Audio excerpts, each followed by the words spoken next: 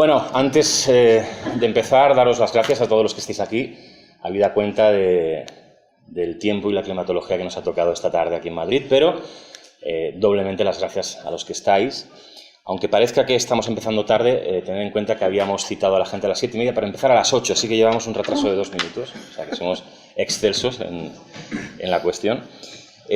Iba a decir que voy a ser breve. El problema es que la gente que se dedica a la radio cuando dice que va a ser breve es una gran mentira, es una auténtica falacia, porque nos enrollamos para decir buenas tardes, explicamos lo que quiere decir buenas y lo que quiere decir tardes, ¿no? Nos enrollamos de esa manera, así que yo sí que lo voy a intentar, porque al fin y al cabo los protagonistas son ellos tres y otros 5 autores que son los que componen esta biblioteca del misterio, que, bueno, es un intento de recuperar la tradición de aquellas suscripciones, de aquellos fascículos, de aquellas colecciones que había en los años 80, incluso en los años 90 todavía había alguna cosa así, en las que se concentraban una serie de temas y de cuestiones más o menos afines y que tú te podías suscribir y recibir en tu casa pues cada mes un fascículo, un librito, cosa que se ha perdido, lamentablemente. La tecnología, de alguna manera, ha facilitado la capacidad de acceder a muchísima información, a todo lo que queremos, información que, por cierto, en muchas ocasiones, precisamente por la inmediatez, es información poco contrastada, y eso ha matado, de alguna manera, este tipo de colecciones, y yo pues pensé que sería una buena idea, ¿no? No me conocéis prácticamente nadie de los que estáis aquí. Yo estuve muy activo en el mundo del misterio en los años 90, lo dejé porque consideré en aquel momento, y lo reconozco a quien haga falta, que este mundo del misterio estaba lleno de egos, estaba lleno de cosas muy falsas, entre comillas, y me parecía pues un tema ya muy trasnochado, ¿no? Quizá me equivoqué, no digo que no. Lo dejé, volví, y cuando volví me di cuenta que todo había cambiado un poquito, ¿no? Y le pregunté a un buen amigo quién había de las nuevas generaciones que pudiera servirme para el nuevo programa de radio que iba a empezar en Radio Marca, que se llamaba Nit de Misteris en Barcelona, Noche de Misterios. Porque, claro, digo, bueno, es que no sé quién está en el mundo a partir del año 2002, 2003. Y es algo que le he comentado alguna vez a alguien que está aquí en la mesa, ¿no? Y yo creo que es el momento de darle ese pequeño reconocimiento. Y me dijo, no hay nadie. Dice, después de la gente de esta tercera generación, de los que estamos entre los 40 y pico, es que no hay nada, es todo un desierto. Dice, bueno, no. Estoy hablando del año 2013, 2014. Me dice, bueno, no, hay alguien, un tal David Cuevas, que se mueve mucho, que está bien, un poquito friki, me dijo. Yo lo digo todo, yo digo la verdad, pero... Exageró, claramente, pero de un poquito. Pero está bien, digo, ostras, bueno. Dice, pero... Bueno, me puse en contacto con él. Y la verdad es que, gracias a él, ha sido posible ponerme en contacto con gran parte de los autores de esta colección. Algunos sí que los conocía anteriormente, pero muchos de ellos no. Y muchos de los que han ido colaborando con ese Nit de Misteris, que si alguno conocéis, desde hace 1 mes y medio se ha convertido en Noche de Misterios y que se emite a nivel nacional en Radio Marca los domingos, la madrugada del domingo al lunes, a partir de la 1 de la madrugada, ¿no? Y me llevé una sorpresa porque me di cuenta de que habían una serie de personas, algunos de 40, algunos de 30 y algunos de 20, que es que realmente estaban haciendo muy bien las cosas, que sabían comunicar, sabían divulgar y estaban sacando casos nuevos y estaban explicando las cosas de una manera mucho más eficiente de lo que se hacía en los años 90 y en los años 80. Y eso es así, y a veces, pues bueno, a alguno le dolerá estas palabras, ¿no? Porque el hecho de ser pionero de una cosa no significa que lo hayas hecho bien. Quiere decir que tú iniciaste algo. Hay muchos pioneros que lo hicieron muy bien, pero hay otros que lo hicieron francamente mal. No por ello dejan de ser pioneros. Comenzaron este tema, pero no lo hicieron bien y no lo hacen bien ahora.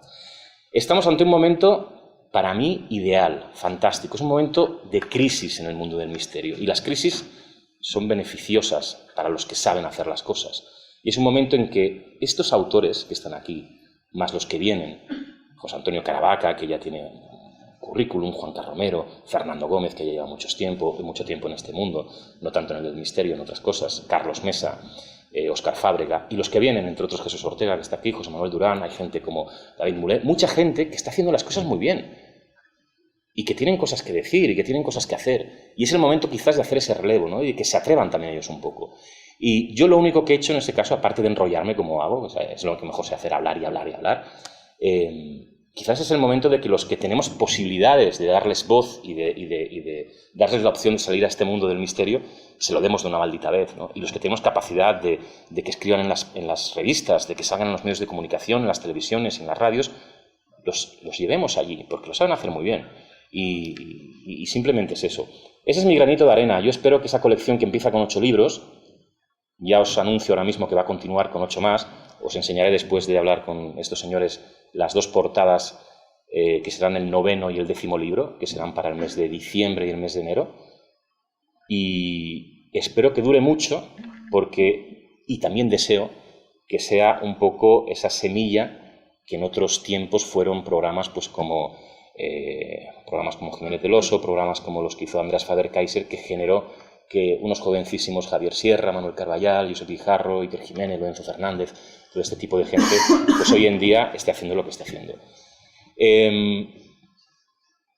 Lo que vamos a hacer, si os parece bien, es que cada uno de ellos haga una breve introducción a lo que es cada uno de sus libros, y lo que luego me gustaría hacer es simplemente una charla, un debate, como hacemos en Noche de Misterios. Nunca les he tenido a los 3 juntos, ¿no? Entonces yo creo que el cóctel va a ser ciertamente interesante. Hay un poquito de todo, algo de escepticismo, algo de credulidad, friquismo, ¿no? También, ¿no? Como decíamos ahí, no, para nada en absoluto, son bromas entre nosotros. Y a mucha honra. Sí. No, y la verdad, y lo último que iba a decir, ¿sabéis lo bueno de esta biblioteca y de lo que me he encontrado cuando me fui de esos 10 años del mundo del misterio? El buen rollo que hay en esta nueva generación. Y si eso lo consiguen mantener y siguen siéndolo así, habremos ganado mucho, y posiblemente dentro de 5 años estaréis viendo a toda esta gente en televisión, en radio, y manejando y divulgando como merece el misterio en este país. Así que yo doy paso a 3 monstruos: David Cuevas, que fue el primero en estrenar la colección, Juanjo Sánchez Oro y Lourdes Gómez. Quiero un aplauso para ellos primero.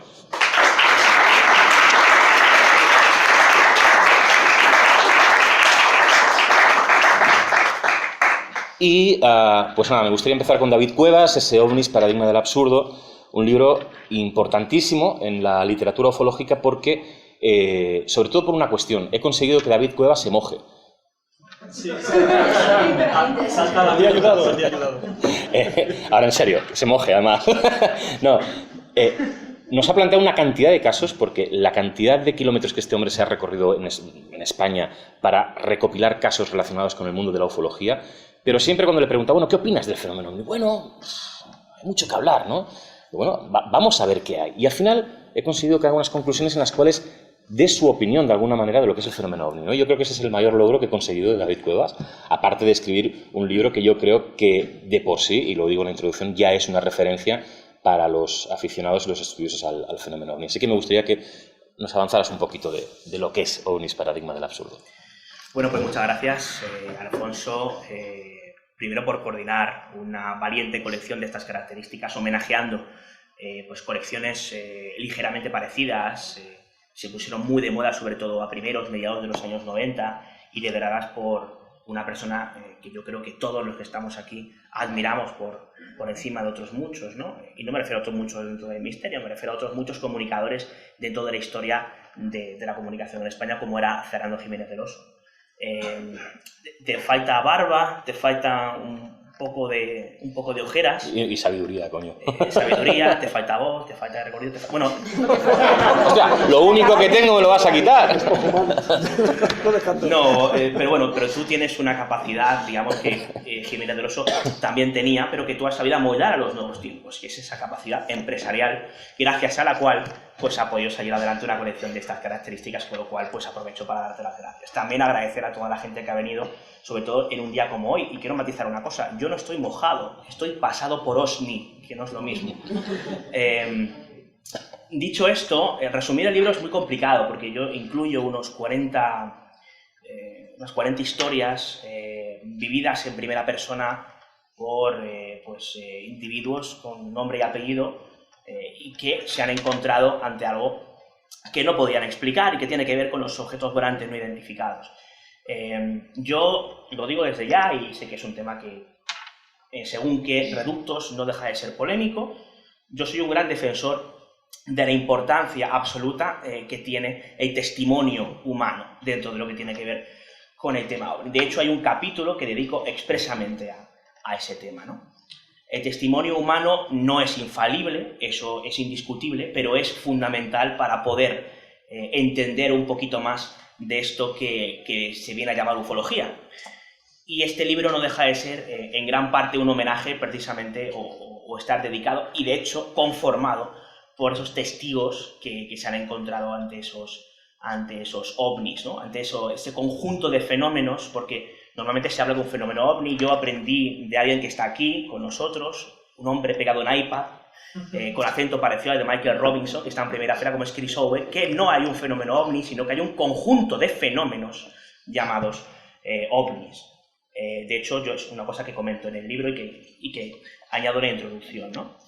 Es cierto que, aparte de exponer esos casos, esas vivencias, lo que he intentado es, siempre en base a lo que yo he recogido en primera instancia, he querido hacerlo así. Me parece muy interesante y muy respetable aquellos que sacan conclusiones en base a casos que recogen otros compañeros, pero quizá yo he querido reducir un poco el marco, puesto que el objeto de estudio es francamente amplio y los libros pues son especialmente manejables, son libros que andan entre las 120 y 130 páginas y no se podía abordar de una forma muy amplia el tema, con lo cual yo he centrado el objeto de estudio en lo que son los ovnis propiamente dichos y he querido sacar una serie no de conclusiones, sino de conjeturas, de reflexiones en base a esas vivencias, esa casuística que yo he podido recoger en primera persona, ¿no?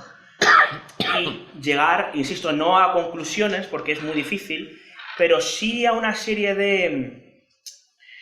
de reflexiones en base al comportamiento absurdo, de ahí el título del libro, OVNIs, paradigmas del absurdo, que conforman lo que tiene que ver con esos fenómenos ovni, ¿no? Y cuando hablo de absurdo, evidentemente no me refiero a que los ovnis sean absurdos o que el tema sea absurdo, en absoluto, para mí es el misterio de misterios, ¿no?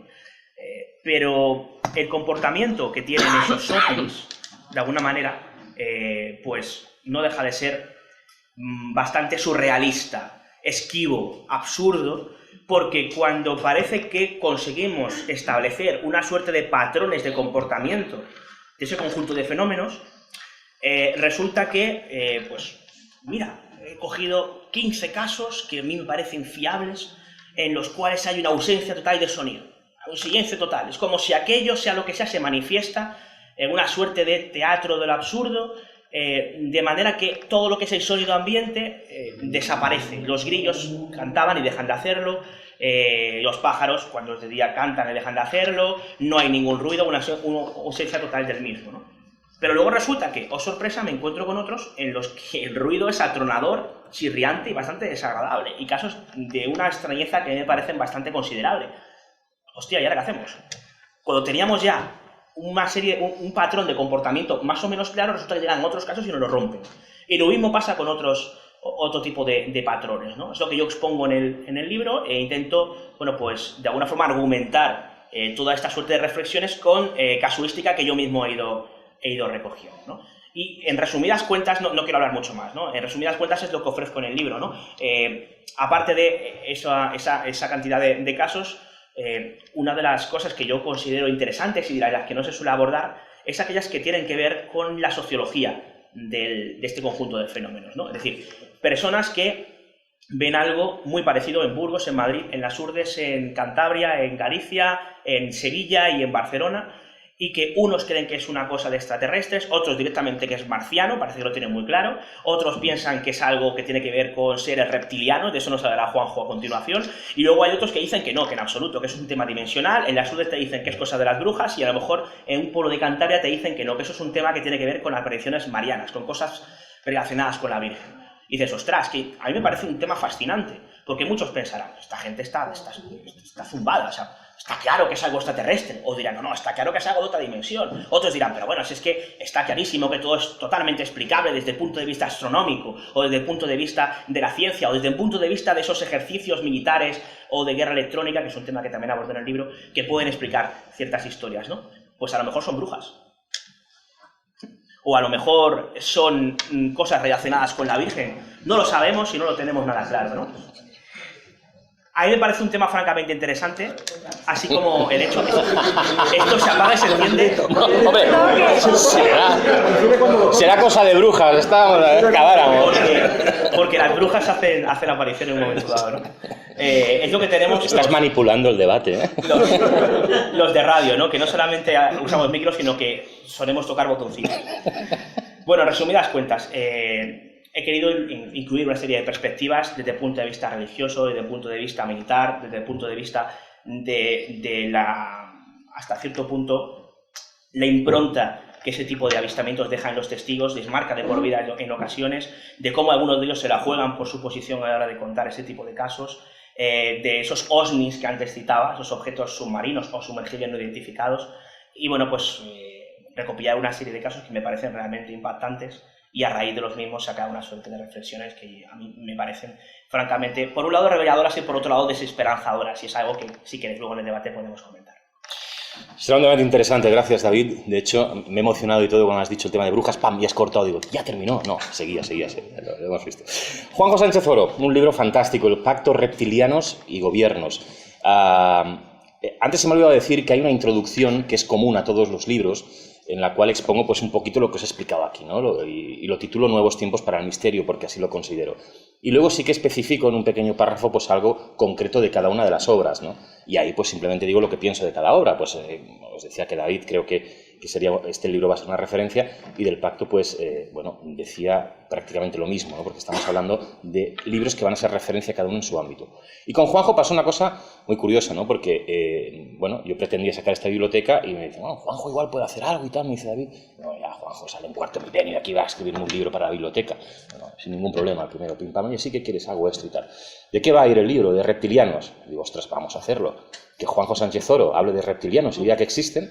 Y dice, no, pero es que no existen. Digo, ay, hombre, ya lo hemos fastidiado, ya no vamos a vender nada. Entonces digo, bueno, pues ¿por qué no hacemos un título así que deje en la duda a la gente y una portada así impactante? Venga, vamos para allá, venga.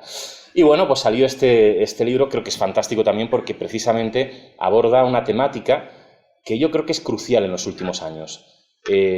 Resulta que la ufología ha pasado a ser, para el gran público, algo de segunda división, y mal que me pese, y eso es así, aunque lo digan, aunque algunos digan que no, igual entramos en el debate, y ha pasado a ser de primera división un tema como es la exopolítica, los reptilianos que están entre nosotros y que ya son razas que están aquí, y que ya la ufología ha dejado de ser interesante, importante, porque ¿para qué vamos a discutir si existen los ovnis? Si está claro que existen, y son naves extraterrestres y sus tripulantes son reptilianos, están entre nosotros. Y es que hay miles y miles y miles y miles de personas que creen en eso.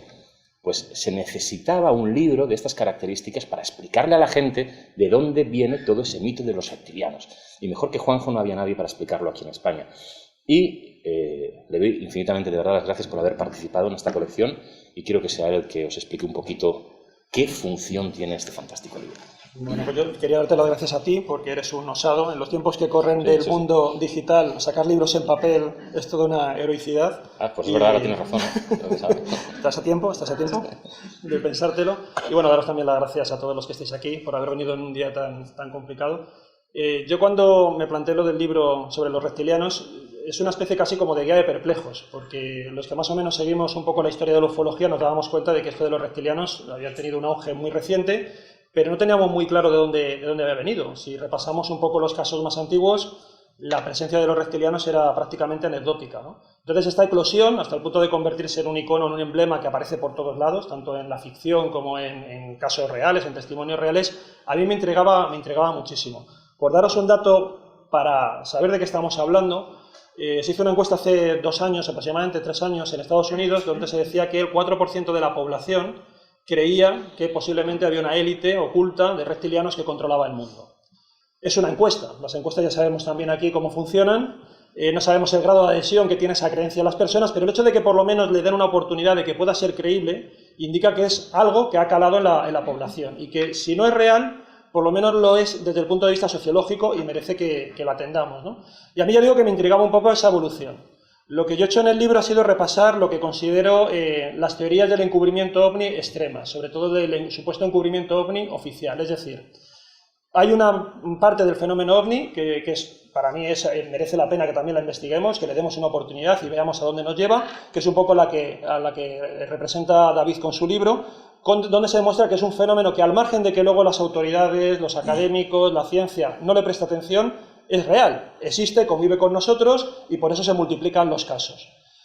Y luego hay otra parte del fenómeno OVNI que prácticamente desde su nacimiento se ha ido construyendo, bajo mi punto de vista, como un relato, como una narración que se está escribiendo por diferentes manos, por diferentes autores, que tiene más o menos cierta consistencia, que ha ido nutriendo también gran parte de la ciencia ficción, de las series que conocemos, y que tiene que ver con toda especie de gobierno en la sombra, de pactos que hay entre gobiernos y entidades extraterrestres, y que a mí me parece también muy interesante, porque nos dice mucho de cómo somos nosotros, de cómo pensamos, de qué miedos tenemos, de qué expectativas tenemos, y ese recorrido es el que yo trato de hacer en el libro. Por eso no solamente se habla de reptilianos, sino que se habla de otras cuestiones, precisamente para ver el contraste, como pueden ser los documentos desclasificados del Majestic 12, que era un supuesto comité gubernamental que, una vez que se produce el accidente famoso de Roswell, pues se crea en Estados Unidos para intentar ver cómo gestionamos ese conocimiento, ¿no?, ese contacto con los extraterrestres. A partir de ahí hay toda una serie de narrativa, de autores, de teóricos de la conspiración,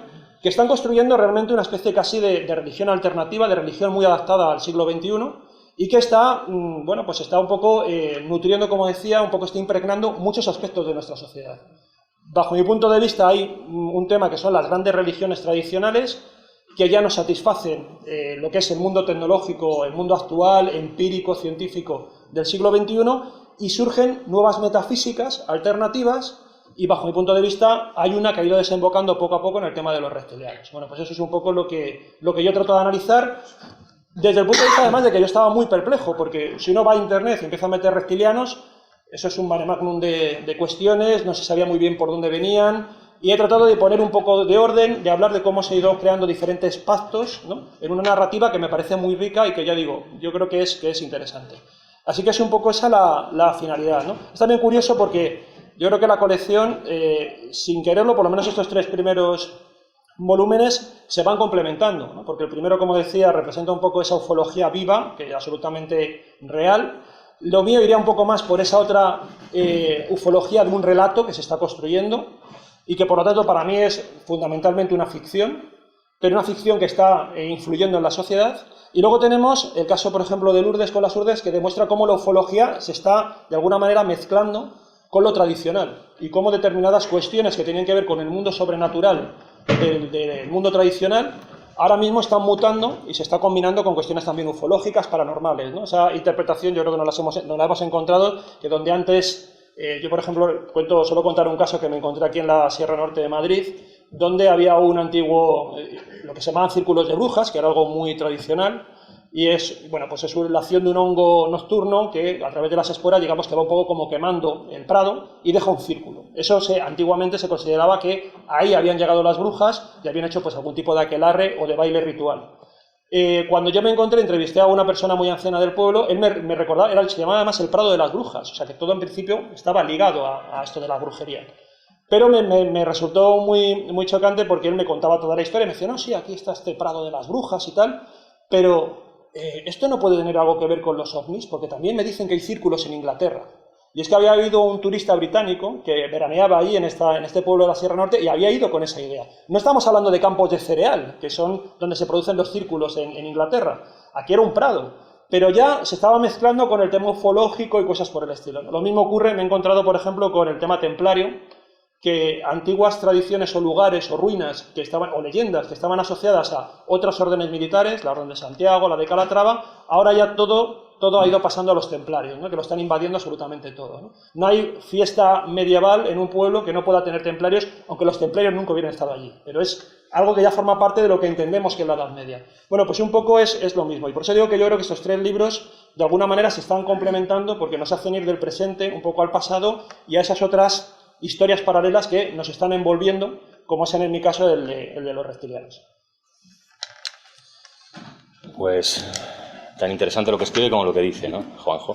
Y pasamos al tercero. De hecho, Juanjo ha comentado algo que yo iba a comentar luego, ¿no? Que además es cierto, esa intención de complementar unos libros con otros, ¿no? Que cada uno complemente al anterior y que paralelamente necesitemos de alguna forma leernos el siguiente para entender todo lo que estamos tramando en esta colección. Hay algunos que difieren un poquito, pero por ejemplo, el que en próximos días va a salir publicado ya, que es OVNIs, las operaciones secretas de la CIA, de José Antonio Caravaca, pues incide otra vez en el fenómeno OVNI en un momento clave, ¿no? Y aborda otro aspecto interesantísimo dentro de la ufología, que es cómo los servicios secretos han manipulado el fenómeno desde el año 47, en que Kenneth Arnold pues, vio esos platillos volantes y que se dio el caso Roswell. El tercer libro me hace especial ilusión, porque si os hablaba que David Cuevas, el libro de David Cuevas iba a ser una referencia, y el de Juanjo Sánchez también. David Cuevas ya había publicado un libro anteriormente, Juanjo pues está totalmente consagrado en muchos aspectos. Lourdes Gómez, una periodista espectacular, que habla de una manera increíble y que tiene una capacidad de comunicación tremenda, pues coincidía un tema que yo creo que es apasionante, tanto para ella como para nosotros, que era su primer libro.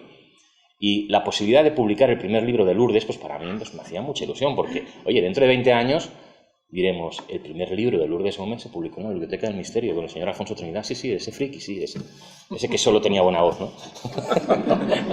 Pero bueno, al menos algo queda. Y aborda ese tema tan interesante como es acercarse a un lugar en el que suceden todo tipo de cosas, ¿no? Y que algunos dirán lugar mágico, otros dirán lugar maldito, y complementa, como decía Juanjo antes, una especie de trilogía inicial, que es ¿por qué narices en un único sitio se concentran tantas tipologías de fenómenos diferentes? Tanto a nivel histórico, como a nivel folclórico, como a nivel de casuística real, que sucede en el momento, en el día en el que estamos. Seguramente ahora hablo con Lourdes y tendrá un caso que pasó hace 15 días y nos lo contará. Aunque sea una exclusiva, yo le diré que lo cuente, y si no, pues nada, no, lo dejaremos así. Del avión, vamos a contar lo del avión, que eso es muy complicado. Por eso que es como al final, ¿vale? Y tiene especial importancia porque es alguien que conoce perfectamente el lugar, ¿no? A mí, sinceramente, me da mucha rabia cuando alguien escribe un libro de una zona, de un lugar, y explica cosas y resulta que ha estado 2 días con su mochila, su tienda de campaña, ha ido allí, ha hecho 4 fotos, ha hablado con 4 personas y adiós muy buenas, ¿no? Te puede decir cosas de lo que hay allí, pero no te lo va a explicar también como alguien que conoce el lugar. Eso es así. Y Lourdes lo ha conseguido porque es un lugar que conoce perfectamente. Y lo que le cuentan a Lourdes no se lo van a contar a otro. Y por eso Lourdes luego lo explica perfectamente bien en ese libro. Las Urdes, frontera con lo desconocido. Yo no sé si es desconocido o no, pero de verdad que ha quedado una obra que será también una referencia como las otras 2 y como los que siguen. Lourdes. Muchísimas gracias, Alfonso, por la oportunidad, como dices, de publicar mi primer libro, porque además yo no lo tenía nada claro, tenía muchos miedos. Llegó la propuesta en un momento de mi vida bastante complicado, con otras propuestas profesionales, y tenía sinceramente serias dudas de que pudiera llegar a término en tan poco tiempo, pero mis compañeros me animaron y fue una decisión muy correcta, de la que me siento muy orgullosa y muy contenta. Así que gracias por apostar por mí, por supuesto. Gracias también a mis compañeros, que más que compañeros, bueno, pues son grandes amigos, con los que empecé este camino de lo desconocido. Me viene ahora a la memoria esa biblioteca de Babel, una sección que yo hacía de libros en el programa de David y Juanjo, que copresentaban los dos, Dimensión Límite. Por lo tanto, llevamos mucho tiempo caminando juntos y compartir presentación con ellos me hace muchísima ilusión. Y, por supuesto, muchísimas gracias a todos por haber venido a esta presentación. Veo a caras muy queridas para mí, muy cercanas, que considero de mi familia, y bueno, pues eso para mí es muy bonito. Con respecto a este libro, Las Urdes, no solo es especial porque se trate de mi primer libro, también es especial porque habla de una tierra muy importante para mí, que es la mía, Extremadura, que conozco muy bien. Y concretamente, Las Urdes de alguna manera provocó que yo me interesara por el misterio, aunque yo ya venía picardeada, como decimos en Extremadura, de criarme en el norte de España, concretamente en Huesca, en una tierra mágica donde ya mi cabeza estaba llena de leyendas, de historias del Grial, de historias de hadas y demás. Después de ese camino en el norte con mi familia, desembocamos, fuimos a parar a Las Urdes. Yo estuve unos meses de pequeña viviendo allí con mi familia, y las cosas que yo veía pues terminaron por marcarme, ¿no? Y por, de alguna manera, pensar, quedarse ese pozo en mí para cuando fuese mayor, querer volver como periodista. Llevo 9 años ejerciendo, y en estos 9 años no he dejado de ir a Las Urdes. En cada fiesta, cada caso que me ha contado Félix Barroso o cualquier otro testigo que me ha llamado, he ido hasta allí, he intentado averiguar qué es lo que ocurre, por qué se considera una tierra mágica y también, por qué no decirlo, una tierra maldita. Para mí no está maldita, pero claro, eso lo he descubierto con el paso del tiempo. Y en el libro también lo que hago es desmitificar un poco ciertos aspectos que se venden de las Urdes que para mí no son reales. Empiezo en el libro ese camino mostrando por qué surge la leyenda negra de las Urdes, en qué momento se pone a esta tierra que estaba aislada en el mapa, que fue, como ya descubriréis con su lectura, pues con una obra de Lope de Vega en el Siglo de Oro. Pero mentiríamos, ¿no?, si no reconociéramos que fue Luis Buñuel quien puso a nivel internacional a las Urdes pues en el mapa, con esas Urdes tierra sin pan, que aunque fue un Guernica, una suerte de Guernica muy importante para reivindicar qué era lo que aquí estaba pasando, también fue una obra totalmente creativa, en el sentido de que muchas escenas se prepararon. Sabemos que algunas de las escenas más fuertes, como la cabra que se despeña o el burro que está siendo devorado por las abejas de una colmena que él mismo está trasladando, todas esas escenas fueron preparadas por el equipo y esos animales murieron con las armas, con las escopetas del equipo de Buñuel. Y esas escenas, sin embargo, esas historias reales nunca trascendieron y provocaron que las Urdes se viera pues como una región totalmente atrasada, ¿no? Y es algo que todavía duele a los urdanos. Por lo tanto, yo me veía en la necesidad de comenzar mi libro contando esa historia y contando lo que a mí me cuentan en las Urdes, que es: sí, aquí la tierra es muy dura, aquí es muy difícil cultivar la tierra, tenemos más problemas que en tu comarca. Yo soy de una zona de regadío bastante rica, mi familia se dedica a la agricultura y bueno, pues por ser regadío es una tierra muy agradecida, pero en las Urdes no, en las Urdes tienen que luchar para sacar, bueno, lo que sea de ese terruño. Entonces ellos me dicen, es una vida muy dura, pero nunca ha habido la miseria que se ha vendido, nunca hemos pasado ese hambre que nos han vendido y al menos siempre hemos tenido un cerdo para la matanza y para pasar el invierno. Por lo tanto, antes de ponerme a contar los misterios de las Urdes, creía que tenía, ¿no?, como periodista, que reivindicar esa otra parte. Y muy importante también, como han comentado mis compañeros, poner de manifiesto que en el misterio todo está relacionado. Es algo que a medida que vas estudiando distintos casos vas descubriendo. Te das cuenta que, por ejemplo, en las Urdes, aunque se habla de los banastros voladores o de los canchos voladores, refiriéndose a los ovnis, también se habla de las brujas. Se dice que las brujas también pueden aparecerse en forma de resplandores. Por lo tanto, estamos hablando de un mismo fenómeno que se cataloga de manera distinta según la óptica y la psicología del testigo. Si el testigo es muy religioso, te va a decir que ha visto a una entidad mariana, y si no lo es, pues te va a decir que ha visto a un guía extraterrestre. Esto es muy importante a la hora de analizar el fenómeno o los fenómenos relacionados con el misterio, la psicología de la persona que los ve, porque al fin y al cabo nosotros siempre llegamos tarde. Nosotros analizamos testimonios de personas. La mayoría de veces no podemos analizar el caso. Pero es muy curioso lo que ocurre en las Urdes, ¿no? Yo creo que, aunque para mí sea importante porque yo sea extremeña, creo que tiene un pedacito de todos nosotros. Porque las Urdes han sobrevivido, sobreviven a día de hoy tradiciones que eran antes comunes a toda la península ibérica, pero que se han ido perdiendo. Y como ejemplo el de las brujas, lo he dicho en varias ocasiones. Mi sorpresa fue enorme cuando yo leí un libro de uno de mis poetas favoritos, Gustavo Adolfo Bécquer, Cartas desde mi celda, que él escribe cuando pasa un tiempo de convalecencia por una enfermedad que tuvo en la zona de Trasmoz, en Aragón, zona de Zaragoza, y él lleva a cabo una investigación sobre el mundo de las brujas.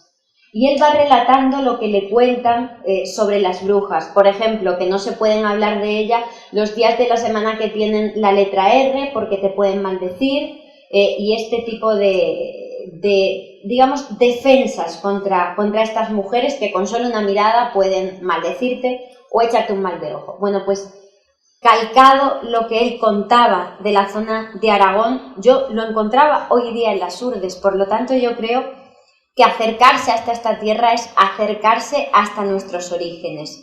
Y se viven las fiestas de una manera mucho más profunda y especial.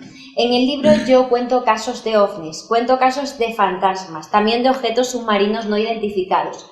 Cuento casos de ensotanados, que es una modalidad de aparición espectral que a mí me interesa mucho. Son apariciones de seres de entre 2, 3 hasta 4 metros de altura que visten una sotana negra, que tienen el rostro difuminado y que normalmente no interactúan con el testigo y que se han dado especialmente en Extremadura, pero también en otros lugares. Investigando me he dado cuenta que en la mitología nórdica ya están presentes, por lo tanto estamos hablando de algo súper antiguo que se perpetúa en las urdes a día de hoy.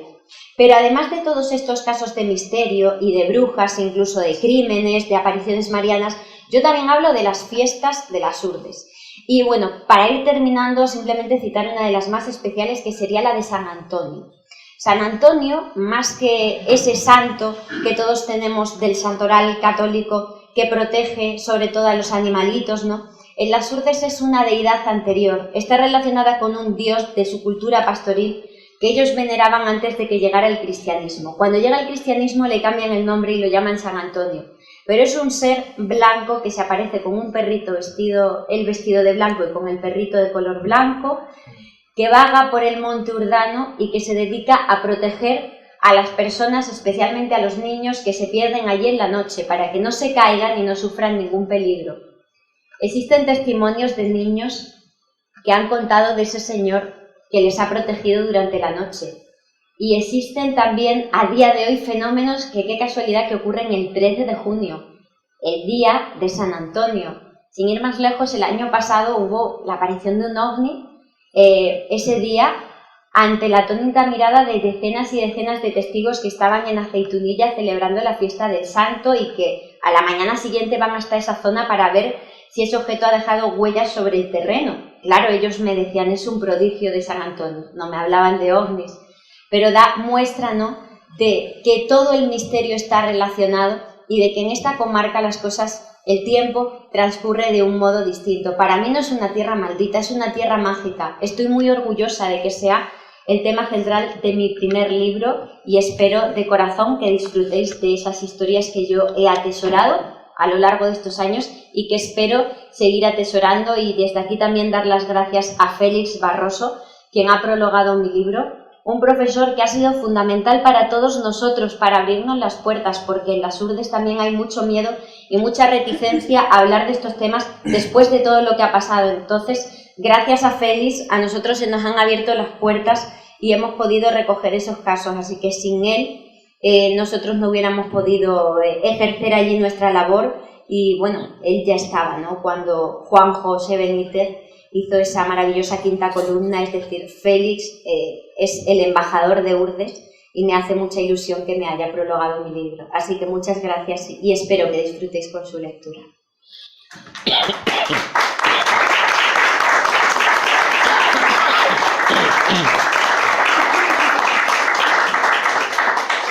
Gracias a los tres, de verdad que para mí es un placer poder estar aquí con ellos y estar participando de todo esto. Vamos a hacer un pequeño debate, no mucho rato, pero me gustaría que nos mojáramos un poquito más. Que pregunten, no lo sé, ya veremos si preguntan, ¿no? Sí. Venga, va, dejaremos preguntar. No, pero antes de eso sí que me gustaría que... ¿cómo os lo pregunto? Vamos a ver. Los ovnis no existen, ¿no, Juanjo? ¿A mí me preguntas? Claro, o Juanjo dice, no, ahora me dirás, Juanjo igual dice, no, es que tal, no existen los ovnis, igual hay algo que sí. Luego David me dice, bueno, no puedo decir porque es muy complicado, y Lourdes nos dirá, bueno, sí, pero hay que analizarlo, ¿no? Entonces, ostras, estamos siempre dando vueltas en círculo, ¿no?, a la fenomenología, damos casos, explicamos cosas, el testigo es lo más importante, yo participo de eso, es decir, considero que el fenómeno ovni creo que tiene una parte humana fundamental, pero siempre estamos rodeando la situación y no llegamos a ninguna conclusión. Y a mí me preocupa, ¿no? Son 70 años de estudio del fenómeno ovni y tenemos aquí 3 obras que hablan del fenómeno ovni, terminamos de leerlas, son apasionantes y tratamos de dar un poquito más de luz, pero resulta que seguimos sin tener claro qué puñetas pasa con el fenómeno ovni. Y a mí me gustaría que nos mojáramos un poquito más, ¿no? que Juanjo nos dijera si realmente no existe y punto, y ya está. Que David me diga sí, pero bueno, y que Lourdes me diga sí, pero vale. Juanjo. A ver, bueno, lo primero, lo que yo creo, yo lo digo muchas veces, lo que yo creo no sirve para nada, sirve lo que yo pueda demostrar. Entonces eso es importante. Podemos analizar creencias bueno, y hay muchas creencias en el mundo, pero quedándonos en el terreno de las creencias no vamos a ninguna parte. Para mí, y un poco lo señalaba antes, yo creo que el fenómeno OVNI merece ser investigado. Creo que hay muchísimos casos. Hay casos, según me cuentan y según he visto, que parece que son bastante robustos, que no tienen una clara explicación. No tengo ni idea de lo que hay detrás, pero creo que el esfuerzo merece la pena, y también he insistido muchas veces que aunque no descubramos detrás una civilización extraterrestre, el contacto con un universo paralelo, seguramente que por el camino vamos a descubrir otras cosas que merecen la pena. Y lo digo porque podemos establecer un paralelismo con el espiritismo, con los fenómenos paranormales, ¿no? No creo que hoy en día hayamos descubierto la famosa energía psi que permitiría que existiera la telepatía o mover objetos a distancia. No creo que tampoco esté demostrado la existencia de los espíritus en el más allá. Y sin embargo se ha estudiado mucho el espiritismo. La ufología moderna tiene 70 años, la parapsicología tiene pues en torno a 150 más o menos. Prácticamente estamos manejando las mismas teorías de la parapsicología que al principio. Pero eso no significa que por el camino en el estudio de la parapsicología no hayamos descubierto muchísimas otras cosas.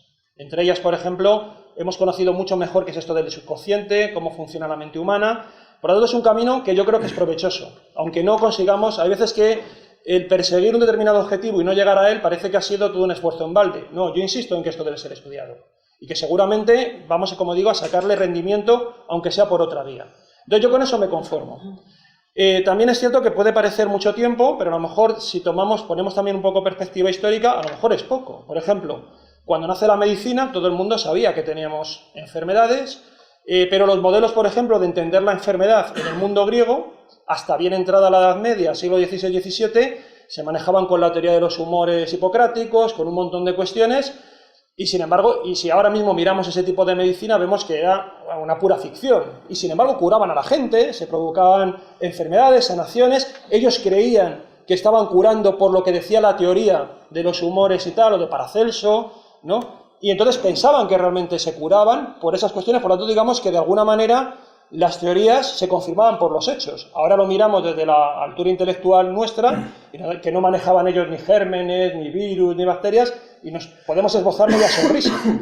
Entonces, seguramente con la ufología estamos en ese nivel. Todavía estamos un poco en el nivel hipocrático, manejando teorías que ni siquiera dentro de a lo mejor de 100 años no valen para nada. Una cosa que sí que yo creo que vemos en el fenómeno OVNI es que en la medida en que vamos avanzando como civilización, vamos avanzando el conocimiento, por ejemplo, de la física del universo, avanzamos también tecnológicamente, empezamos a atribuirle al fenómeno OVNI aquellos mismos descubrimientos que nosotros tenemos, ¿no? Por ejemplo, ahora manejamos con mayor naturalidad el tema de las multidimensiones, porque los multiversos es una opción dentro de la física válida. Entendemos que nos pueden manipular a través de nuevas tecnologías o de cuestiones muy avanzadas, porque nosotros mismos como sociedad ya lo estamos haciendo. Y sin embargo, hace 40 años, cuando analizabas el fenómeno OVNI, no concebíamos que los extraterrestres pudieran venir aquí con una nave multidimensional. Pensábamos que venían con naves con chapa, pintura, ojo de buey, ese tipo de cosas. Y si alguien pensaba que venían aquí como una nube o algo así, no nos lo creíamos mucho. O sea que también nosotros evolucionamos en nuestra credulidad hacia el fenómeno y aceptamos unas determinadas cosas y rechazamos otras, ¿no? Yo creo que también ese tipo de proyecciones las estamos haciendo. Y la ufología las debe incorporar cuando hace análisis de casos.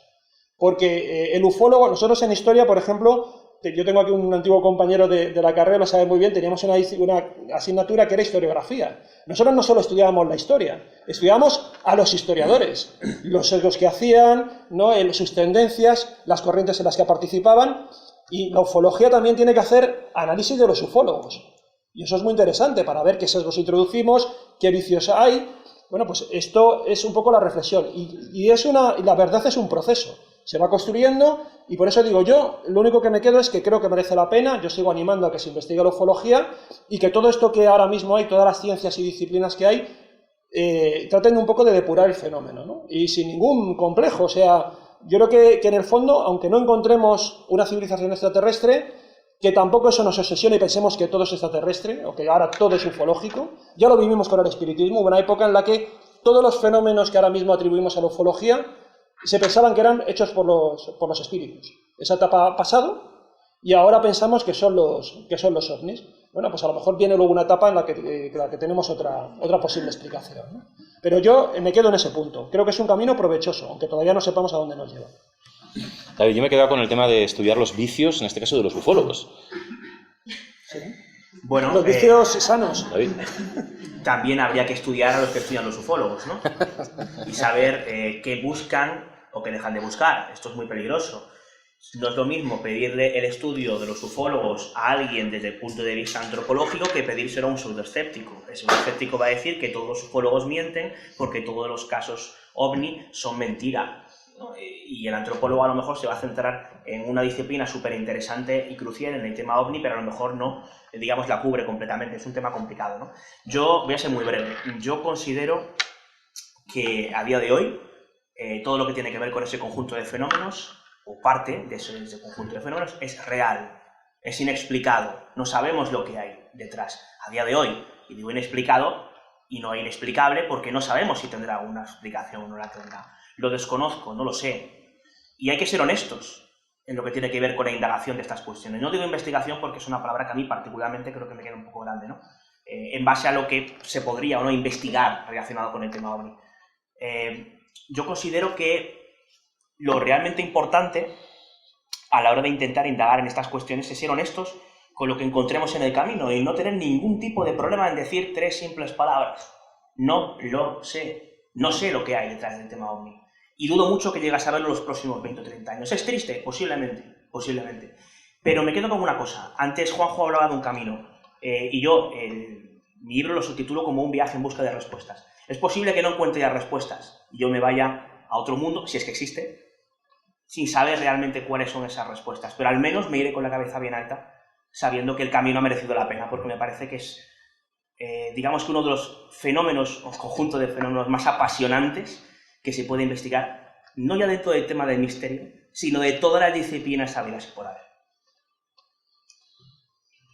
Bueno, pues mi opinión con respecto al fenómeno OVNI es que se trata de un fenómeno completamente real y eso es algo doloroso, voy a decir, a fecha de hoy, que tengamos que seguir luchando por demostrar que existe. Es que eso también nos impide avanzar. Que yo tenga constantemente que estar explicando que se trata de un fenómeno que existe, me parece flagrante, y me parece también flagrante que lo hagan personas que no se han leído la bibliografía OVNI que está ahí desde hace 70 años.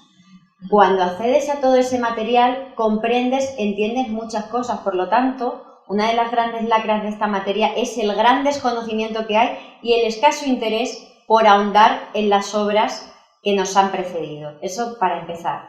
Y después también tener en cuenta que se trata de un fenómeno que muta, que va cambiando, que tiene unas épocas de más esplendor, otras de menos, y que cuando surge una teoría, cuando se pronuncia una teoría porque los investigadores han visto de manera clara, me voy a remontar a los orígenes de la ufología en España, que coincide determinados avistamientos con oposiciones Tierra-Marte o con determinadas caminos, trayectorias en el mapa, de repente eso se cae, eso se pierde, deja de tener sentido y muta, vira hacia otro lugar, causando pues el estupor de los investigadores que no saben ya a qué atenerse, ¿no? Con estos elusivos, que diría mi querido Ignacio de Arnaude, objetos volantes no identificados. Luego también hay que tener en cuenta que se trata de un fenómeno que, aunque hemos empezado a estudiar más en serio hace 70 años, a raíz de junio de 1947, se ha visto a lo largo de toda la historia.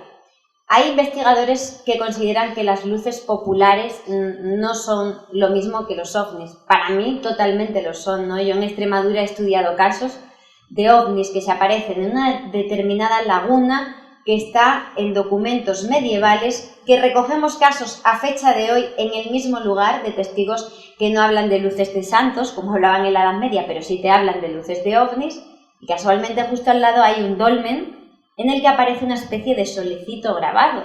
A mí me indica que ahí hay algo que a lo largo de los siglos, que a lo largo de la historia se ha ido perpetuando y cambiando de nombre según el ser humano de cada época, ¿no? Y eso hay que tener en cuenta. Y sobre todo, como ha dicho Alfonso, la importancia de la mente. No solo parece que el fenómeno se adapta a la psicología y al saber del hombre en el determinado momento en el que aparece, sino que además parece que rebusca en su mente e incluso provoca determinadas reacciones que después se perpetúan a lo largo del tiempo. Y estoy hablando de testigos que desarrollan facultades clarividentes, telepáticas, relacionadas con la parapsicología a raíz de un caso OVNI. Y en el caso más simple hay una apertura de mente total. La mayoría de los testigos sufren un cambio espiritual que les hace ver la vida de otra manera, y por lo tanto yo creo que no se puede entender el fenómeno OVNI sin antes entender nuestra mente. Es muy importante estudiar los resortes del cerebro que se activan cuando aparece un caso OVNI, y sobre todo esas teorías paraufológicas que tan en boga están hoy en día, de no ver el fenómeno como algo compacto, estanco, sino de relacionarlo con esos otros misterios, porque yo creo que por ahí irían los tiros.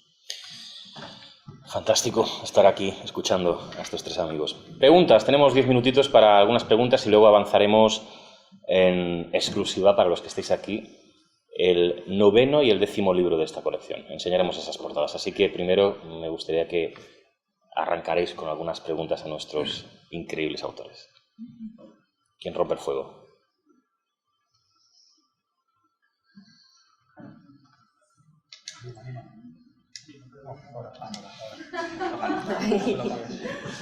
Alfonso, yo creo que si regalas una suscripción, se lanzan todos a preguntar.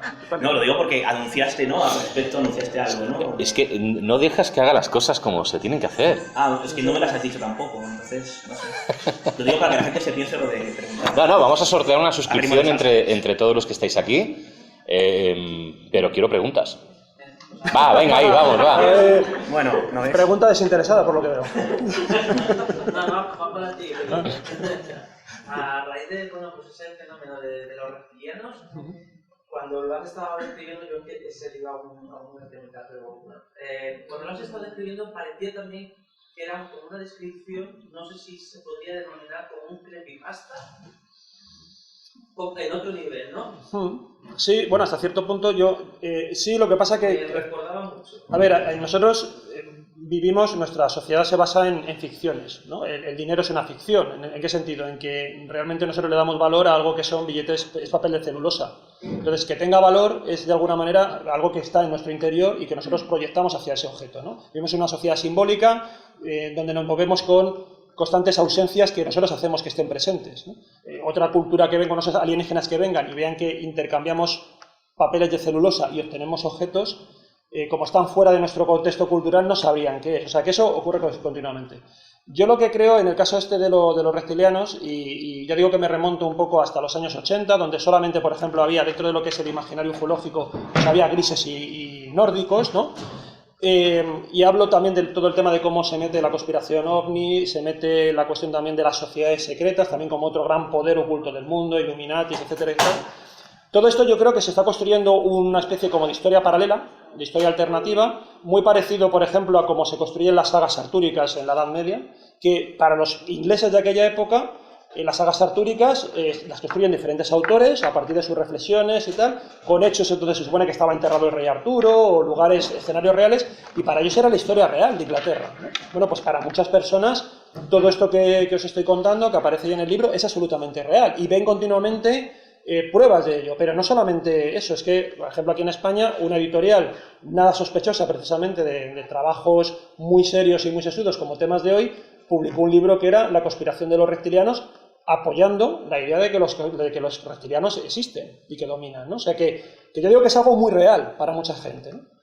Entonces, sí que creo que tiene parte de lo que tú señalas, pero luego ha tenido un desarrollo también muy particular. Yo en la parte final hablo de los profetas de la liberación, que serían algo así como los grandes gurús que defienden esta idea, como David Icke y otros, y ahí sí que veo algunas cuestiones, por ejemplo, que también enlazan con nuestra sociedad, ¿no? Que esto se está utilizando como un mecanismo, como muchos libros de autoayuda, porque enganchan mucho con el tema emocional, ¿no?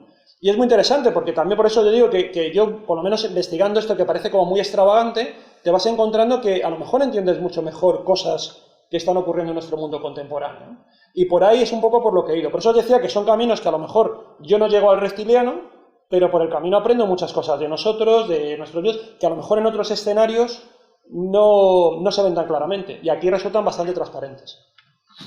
Más preguntas, por favor.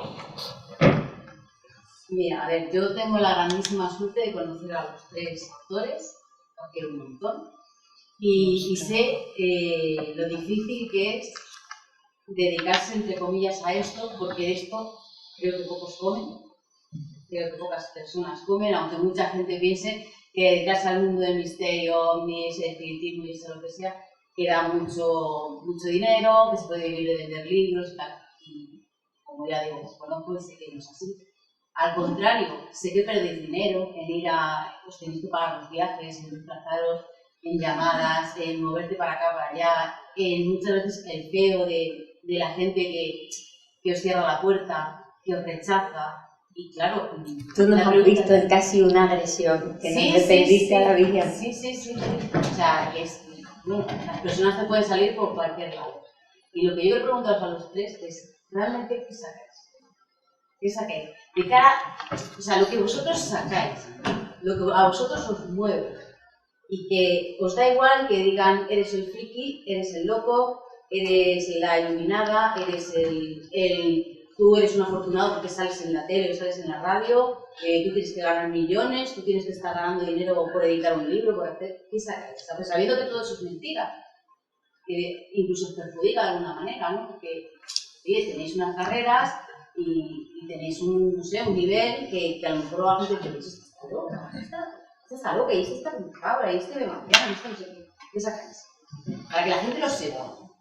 Bueno, pues yo lo tengo clarísimo, Oli. Sabes que nosotros te queremos muchísimo también a ti. Y tú sabes, porque estás muy cerca de nosotros, todos esos sinsabores, ¿no? Igual que nuestra familia y que nuestros amigos, sabes los sacrificios que hacemos por estas temáticas. Pero es que yo lo tengo claro, tenemos momentos muy malos, ¿no? Jesús está ahí, Jesús Ortega, que es un gran confidente de este tipo de historias, cuando quieres tirar la toalla, pero luego realmente reflexionas y dices, ¿por qué hago esto? Bueno, pues porque yo creo en lo que hago, porque creo que estoy aportando algo a la sociedad, porque igual que dice Juanjo que él en ese camino hacia el reptiliano ha aprendido mucho sobre nuestra sociedad, yo creo que en el mundo en el que vivimos el misterio no solo es importante, sino que es necesario, porque da un espíritu crítico a las personas.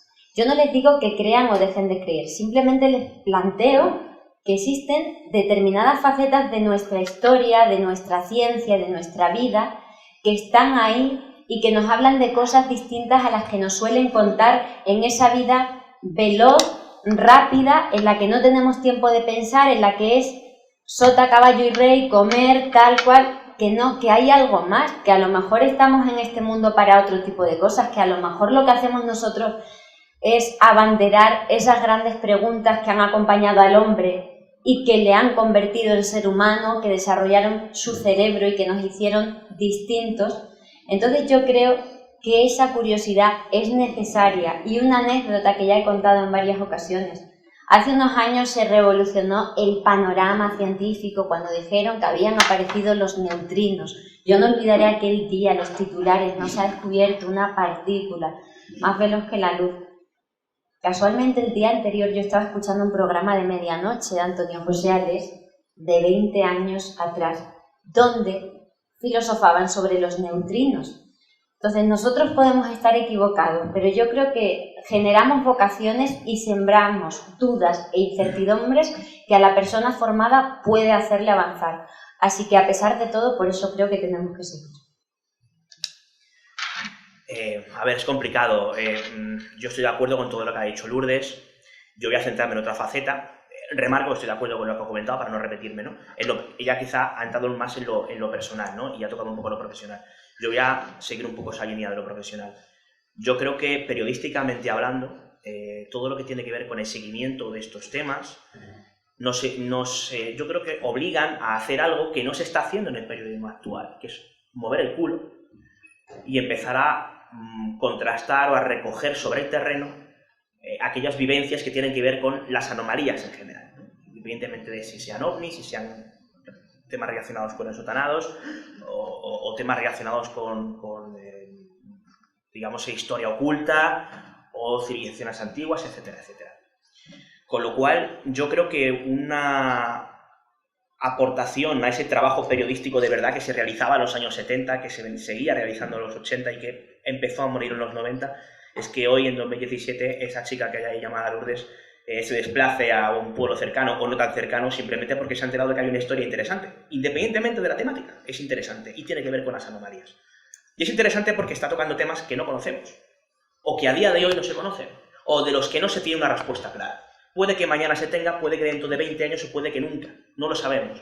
Pero simplemente pensar en que alguien ha podido ser testigo de algo extraordinario que, vamos a conjeturar, que no es de este mundo, a mí me parece tan increíblemente apasionante que todo lo demás, lo que puedan opinar o dejar de opinar en la profesión o en nuestro entorno, es absolutamente secundario. Yo hace bastantes años que descubrí aquella máxima de la que mucha gente habla y que muchas de esas personas, muy poquitas de esas personas más bien se terminan aplicando, y es: a mí me da igual lo que digan, a mí me da igual lo que comenten, me da igual lo que hablen o lo que piensen.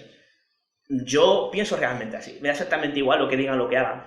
El que se quiera reír de mí porque persigo a gente que ha visto ovnis, y esto me ha pasado en ocasiones cuando hacemos, por ejemplo, colaboraciones en radios o en medios de comunicación generalistas, y resulta que cuando yo le pregunto qué es lo que hace y me dice que a lo mejor hace periodismo deportivo y me explica lo que ha hecho ese día, pues no sé, esbozo una sonrisa y digo, pues a lo mejor resulta que lo tuyo es más friki que lo mío. O cuando alguien coge y se va no sé, tiene un hobby específico, no voy a poner un ejemplo porque si no seguro que hay alguien que se me ofende, ¿no? Música de los 80, DJs, música de los 80. Pero cuando alguien, yo que sé, tiene es un gran fanático, yo que sé, de los videojuegos, por ejemplo, y se gasta a lo mejor todas las semanas 40 o 50 euros en un juego, digo, bueno, pues me parece muy bien, pero a lo mejor yo creo que es más productivo gastarme ese dinero en ir a buscar una historia, ¿no? A lo mejor conjuntamente en un mes. Con lo cual, independientemente de lo que piensen, independientemente de lo que digan o de cómo se nos trate, al final, por mucho, y voy a decir un taco, por mucho que les joda a los medios generalistas, estos temas siguen interesando al público. Estos temas siguen generando no solamente interés, sino ventas a ciertos niveles, y bastantes más, y de hecho ha conseguido que ciertos medios o ciertos formatos se mantengan mucho más en el tiempo, se perpetúen mucho más que otros tantos que se consideran líder de masas o que están siempre por encima de los EGMs. Ahí tenemos el ejemplo de los 500 programas de Cuarto Milenio en una televisión nacional, o podríamos hablar, lógicamente, de los programas de Jiménez del Oso, o de los libros que ha vendido JJ Benítez, u otras tantas historias, ¿no? Y ahí lo dejo, porque si no, no paro. David, yo estoy muy de acuerdo con esto último que has dicho, ¿no?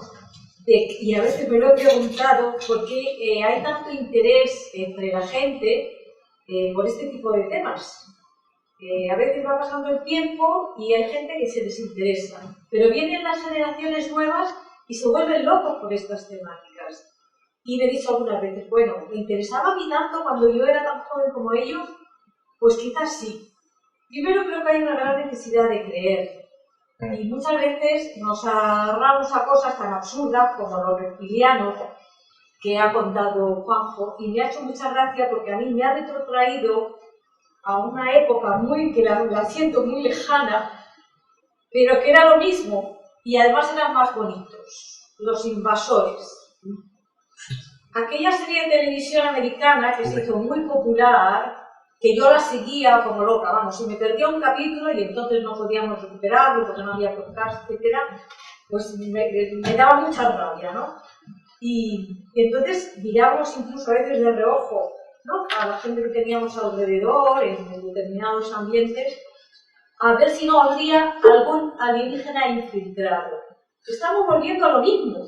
Y al final, Alfonso creo que lo ha captado muy bien en el sentido de que está lanzando esta colección, va a seguir con temas, creo, porque no lo sé todavía, no nos lo ha contado, nuevos, pero a la vez también recuperando temas que no han perdido vigencia. Simplemente, en algunos aspectos se han aclarado en cuanto a su significado. El tema OVNI, por ejemplo, es uno de ellos. Y más aún, yo diría, cuestiones que tienen que ver con la neurología. Los fenómenos del espiritismo, que ya quedaron muy aclarados hace un siglo por lo menos, ahora todavía tienen más aclaración, por lo que ya sabemos del cerebro, ¿no? Entonces, bueno, seguir dándole vuelta a esto, es intentar aclarar, ampliar, desmitificar y a la vez volver al mito, porque me parece que no habéis mencionado, si acaso muy por encima, la conexión que hay entre la antropología, el folclore, estos zombies, estos personajes que antes se encontraban en los caminos de noche y te abducían, pues esos están sacados ya del folclore de los años 70, ¿no? Y también de las historias de ciencia ficción americanas de los años 40, con todos aquellos personajes tan raros, esos enanos horribles con cabeza puntiaguda que abducían y demás. Entonces toda esa mitología no se ha perdido, se ha ido transformando, pero que en definitiva ahí está. Y sigue interesando a unas personas más que a otras. Yo conozco a gente que es que no quiere oír hablar en absoluto de estos temas. Y en cambio hay otros que se vuelven locos y no solamente se dedican a comprar cómics o a ver películas de estas de Marvel, pero sino que además pues, les interesan estas temáticas, compran las revistas que hay, ven los programas que hay documentales muy interesantes también. En Mega Discovery, uno de estos, he visto yo algunos muy interesantes de cuestiones históricas y luego, bueno, pues está un libro como los vuestros, o sea que enhorabuena, Alfonso. Y como los tuyos. Poner esto adelante. Es que... No, pero es que estoy mirando, os estoy mirando, gracias por la parte que nos toca, pero estoy mirando hacia adelante y claro, hay tanta gente aquí, sentada ahí, que puede darnos clases a nosotros que vamos, es alucinante, ¿no? Había una persona detrás que quería preguntar algo. No contestaba, Juan. Ah, no contesta Juan. No, pero da igual, no, que pregunte luego ya si... Hacemos, hay sí. tiempo, luego... Es que estaba un poquito... Es que había una pregunta que estaba esperando antes, perdona. Sí. Yo quería preguntaros, ¿hasta qué punto no tenéis en cuenta? Porque quien sabe más de todos estos asuntos son, diríamos, estos grupos que hay varios en el mundo que hablan a través de canalizaciones, que hablan precisamente sobre qué es el universo y sobre el tema oculto. Como por ejemplo son los grupos de Adán, de Rantas, Istopaz, Marra y más. Entonces hay toda una serie ahí de comunicaciones que nos cuentan cosas. Y nos cuentan cosas que no son tan incongruentes unas con otras, sino que más o menos yo creo que son bastante compatibles. Y dan una serie de explicaciones sobre muchas cosas del universo. No quiero decir que con todo esto ellos, porque son diferentes esos grupos, pero no es como somos diferentes en la Tierra, pues yo qué sé, los bosquimanos y los chinos y tal. Y cada uno tiene su cultura y explica las cosas que no quiere. Pero a mí me parece que todo hay que englobarlo todo. Porque el mundo es muy complejo, el universo es muy complejo y nos estamos empezando a asomar algo. Todavía no sabemos nada de la mente humana, de la conciencia, de la muerte. No sabemos nada. Yo llevo este tema interesándome por él y he visto cosas, ya tengo años y sé que es real y sé que está diciendo algo. Nada más. Quería preguntaros si no os interesa. Sí, muchas gracias por la pregunta y un poco aprovecho también para contestar lo de antes. Yo me dedico a estos temas fundamentalmente primero porque quiero saber si hay algo. O sea, hay más gente que luego por el camino aprende otras cosas. De verdad, quiero saber si los ovnis me está poniendo en contacto con civilizaciones extraterrestres, si realmente existe vida después de la muerte. O sea, si realmente tenemos poderes, evidentemente quiero saberlo. Y trato de buscar los mejores indicios de calidad que, como digo, permitan demostrar objetivamente, más allá de mi convencimiento, de mi experiencia, que eso es real. Y a veces lo que más me preocupa es el cómo demostrarlo, ¿no? Que simplemente el vivir la experiencia. Hay otras personas que con vivir una experiencia transformadora o ya tienen ese convencimiento íntimo y a ellos les vale. Para mí no es suficiente. Yo creo que debemos hacer, como entiendo el conocimiento, yo lo entiendo siempre por la vía de un conocimiento público, un conocimiento compartido. Y eso es mucho más exigente, ¿no? Que ya digo, esa experiencia personal. Entonces, con respecto, luego lo que comentabas también, Oli, sobre los ufólogos, el esfuerzo que hacemos o que hacen los investigadores y tal, yo no veo que sea muy distinto de otros campos del saber. Yo conozco cualquiera que se dedique a la ciencia, por ejemplo a la historia, se gasta un dineral para tratar de sacar adelante su vocación. Y es tan frustrante como que te pasas, por ejemplo, en el caso de la historia, horas en archivos estudiando personajes desaparecidos de hace cientos de años que solamente tienen interés para ti. Y que cuando tú lo comentas a alguien, no, estoy estudiando la figura de un obispo del siglo XIII, lo comentas a tus amigos, te dicen, pero bueno, ¿qué me está contando este hombre? Y te dedicas horas y horas y le das vueltas, ¿no?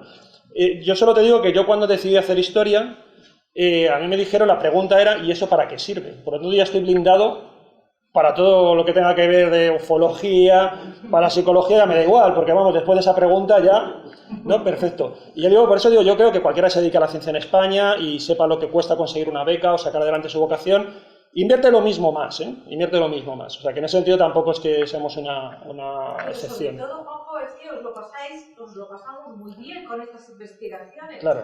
A mí... Efectivamente, es ese canal que tú abres para ti y que luego intentas compartir y procuras compartir. Y que lo consigues, pues genial. Y que yo he conocido, primero porque es como está multidisciplinar, los que tenemos curiosidad tenemos un problema de dispersión y además casi de personalidad múltiple, pues no encuentro otro ámbito donde pueda tocar tantos palos a la vez, ¿no? Y a la vez os puedo asegurar que yo me he dedicado a estos temas siempre un poco en privado, ahora digamos que tengo un poco más de proyección y eso me ha permitido conocer gente absolutamente impresionante desde todos los ámbitos, desde una persona que tiene un testimonio, una vivencia que ya te descoloca, que no sabes muy bien a dónde te lleva y eso ya se supone un reto porque te coloca un poco en el precipicio de lo que tú crees, hasta personas, investigadores académicos, catedráticos, que están haciendo unas labores espectaculares y a mí me llenan, ¿no? Completamente. O sea que por todos lados yo solo encuentro elementos positivos.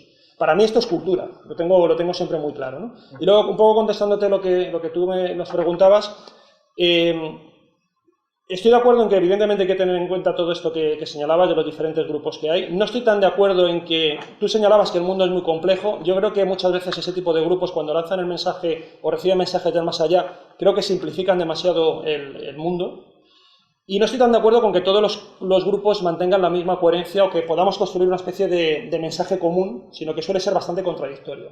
No solamente por los grupos que pueda haber ahora, sino por los que ha habido en el pasado. Mira, la primera vez que se entra en contacto con los extraterrestres no es en el año 47, como sabemos, con el fenómeno, con el caso de Kenneth Arnold y tal, la ufología moderna, sino que, digamos que antes de que los extraterrestres vinieran a nosotros, fueron los seres humanos los que fueron a buscar a los extraterrestres. Estoy hablando de todos los mediums del siglo XIX que tienen experiencias astrales para viajar a los planetas donde se suponía que residían nuestros difuntos, en muchos de ellos, en Venus y tal. Y entonces hay un primer contacto bastante importante en el cual pues, tenemos Helen Smith, medium y tal, que habla marciano, por ejemplo, y que van allí, viajan en esos trances a contactar. Y nos hablan de cómo es esa sociedad de difuntos, cómo viven allí.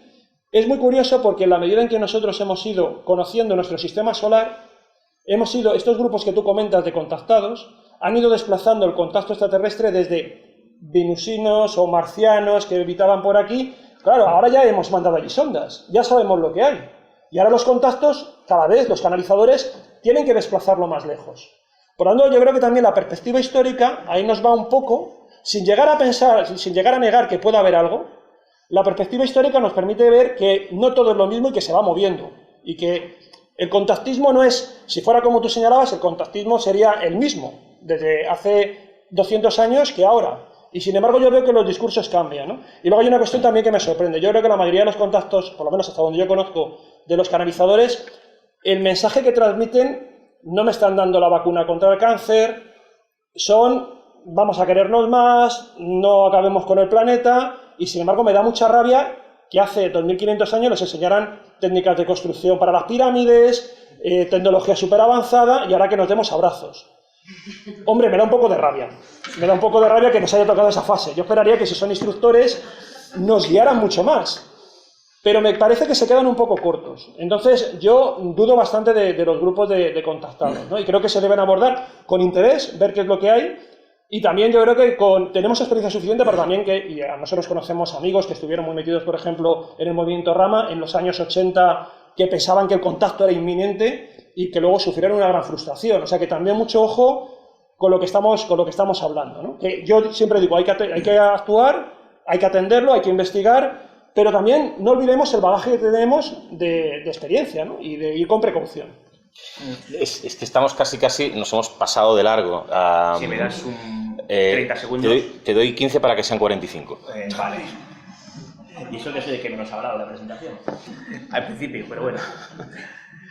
No, es para romper mitos. No, a ver, es muy interesante el tema de contactismo. Yo en el libro lo comento y además no solamente por el hecho de esos presuntos mensajes canalizados por personas que tienen esa capacidad para poder entrar en contacto con extraterrestres, sino también en cómo derivan alguna de esos grupos, ¿no? Yo recojo un caso muy bonito en el cual, bueno, pues una persona me explicaba cómo estuvo en varias de esas congregaciones relacionadas con el contactismo y me contaba cómo finalmente terminaron montando pequeños hospitales para socorrer a personas desahuciadas, porque se habían dado cuenta de que quizá los mensajes canalizados no eran lo suficientemente trascendentes, como decía Juanjo, como para poder, digamos, llevar consigo mismo algo que fuera más allá o poder aportar algo nuevo, ¿no? Y al final pasó por ejemplo con ciertos grupos también, incluso en Galicia, no hay que irse mucho más lejos,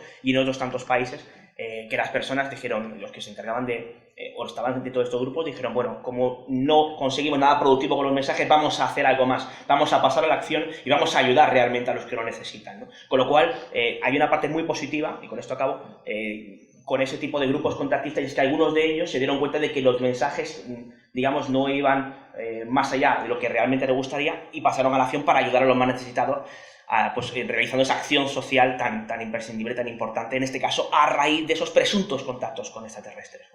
Esa es una parte muy bonita, pero también está la otra, la de personas que se radicalizan a raíz de creer en el contactismo y que, bueno, en el mejor de los casos pueden tener ellos un problema a nivel de creencias exacerbadas y en el peor, bueno, pues contaminar a otras personas y derivar en cosas más peligrosas. Y yo creo que, aparte de lo que han dicho mis compañeros, que no hay nada más que añadir, señalar que el contactismo ha provocado que relacionemos fenómeno ovni con extraterrestres, cuando la hipótesis extraterrestre es solo una más de las miles que podrían explicar ese fenómeno.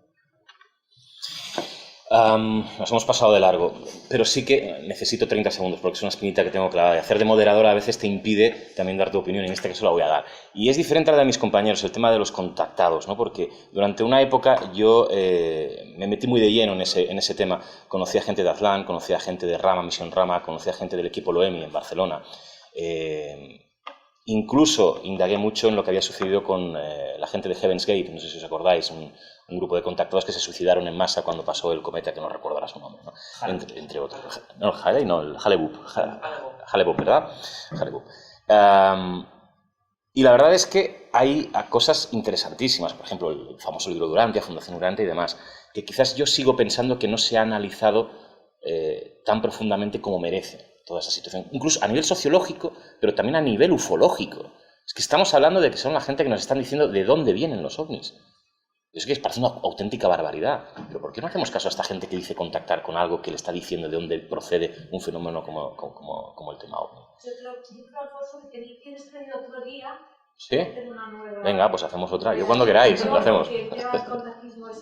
Es fantástico. Yo creo que... Ahí este entra todo, porque simplemente asomándose a la obra de John Climo, ahí te encuentras no solo con contactados por extraterrestres supuestos, están los suicidas también, que transmiten mensajes a los vivos.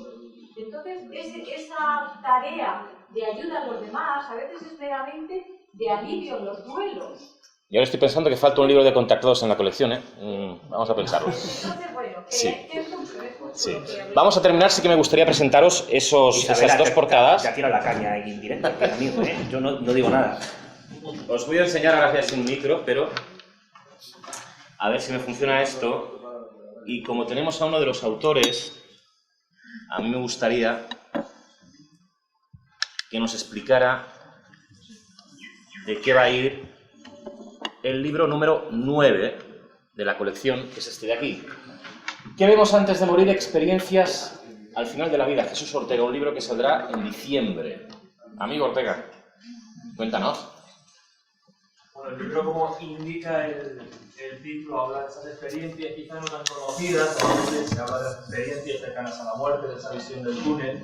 Y en esta ocasión vamos a abordar, pues, en el espacio, ¿no?, que nos ofrece un libro de estas características, esas experiencias al final de la vida que se diferencian básicamente en cuestiones muy sustanciales, ¿no? Mientras las experiencias cercanas a la muerte se producen en un estado de muerte clínica y el paciente las relata cuando regresa precisamente de ese estado de muerte, las experiencias al final de la vida se producen en un estado de lucidez, en un estado de tener, pues, la mente lúcida, como digo, y precisamente en esos minutos, horas, incluso semanas y meses antes de fallecer. De hecho, según algunos estudios científicos bastante recientes, como el último de ellos, uno de los últimos publicados en el año 2014 en la revista americana de medicina paliativa, hablaban de que este tipo de visiones, que se pueden producir durante la vigilia o durante el sueño, y que tienen que ver con amigos y familiares fallecidos, con figuras espirituales, sirven o parecen dar a entender que son una especie de aviso de que la muerte está próxima, como digo, y me parece confirmado en estos estudios. Entonces, de todo eso, de las visiones que a lo largo de la historia, pues, a los heraldos de la muerte, ¿no?, figuras legendarias como las valquirias para los guerreros nórdicos, o determinados animales como el cuervo, el lobo, el caballo negro también, pues han servido como presagio en cierto modo de la muerte. Así que eso es el tema, ¿no?, que abordaremos en el libro. Pues será de verdad apasionante. Y el número 10, Ouija, el juego del diablo. José Manuel Durán, alguien que lleva un montón de años investigando, que yo soy de los que piensa que no se le ha prestado especial atención, porque es una de las personas que ha recopilado más casos absolutamente increíbles, impresionantes, de lo que es la Ouija y de cómo afecta a las personas que la practican a nivel negativo, fundamentalmente, ¿no? Entonces, es un estudio y un análisis interesantísimo sobre la Ouija, y será seguramente en enero, porque en diciembre saldrá el libro de Jesús Ortega, y los siguientes, ya yo me pongo por aquí detrás, en plan presentador de esto, ya... bueno, los que estáis suscritos ya más o menos sabéis, los que no, pues os cuento que los próximos OVNIs, las operaciones secretas de la CIA de José Antonio Caravaca en julio, Animales insólitos y mágicos de Canarias de Juan Carlos Romero Hasman. Volvemos a introducirnos e irnos a un lugar increíble, las Islas Canarias, posiblemente uno de los lugares más impresionantes que existen a nivel mundial. Luego, un libro de un autor consagrado, Fernando Gómez, Joyas enigmáticas y malditas, un ensayo interesantísimo de algunos de esos amuletos que aparentemente están malditos y han pasado por manos de gente de poder en el mundo. Y luego un libro que yo creo que también va a generar mucha polémica, Óscar Fábrega, ¿son reales las reliquias de Cristo? Y para noviembre, Carlos Mesa, Enigmas del planeta insólito. Lugares tan fantásticos pues, como el sur de Francia, donde hay alguna que otra pirámide que no tenemos clara su procedencia. Esto ha sido la colección de la Biblioteca del Misterio, esto ha sido la aportación de estos monstruos, de estos maestros, a los que tengo que dar las gracias, y a todos vosotros por aguantarnos el ratito que habéis estado aquí. Así que si os parece, nosotros nos vamos a quedar aquí, que nos han abierto el bar, nos tomamos unas cañas y unas tapitas, y al que nos quiera acompañar, bienvenido sea. Gracias a todos, de verdad.